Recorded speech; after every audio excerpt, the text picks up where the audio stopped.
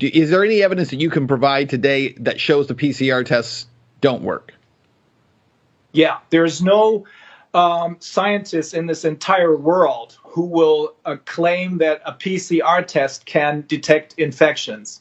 PCR tests are not designed for diagnostic purposes. They're not admitted for diagnostic purposes.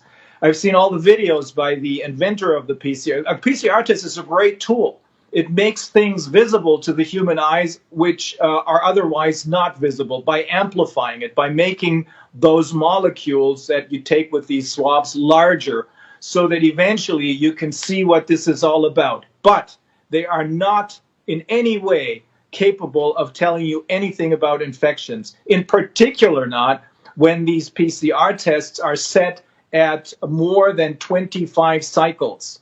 Everybody agrees, because cycles of amplification, that is. Everybody agrees, including the New York Times, which is part of the mainstream media, which, again, as Bobby Kennedy just alluded to, is apart from investing their money in the pharmaceutical and tech industry, they've also, the other side, I'm calling them, they've also invested much of their money in the mainstream media. But even the New York Times, in an article that was published in August of this year, agrees that anything beyond 35 cycles is completely and utterly unscientific and completely useless. Now, the tests we're talking about, the infamous Drosten test, which is what the so-called Professor Drosten here from Charité University in Berlin invented in order to show the world that by using these tests, you can see infections, you can detect infections. This test was used worldwide because it was pushed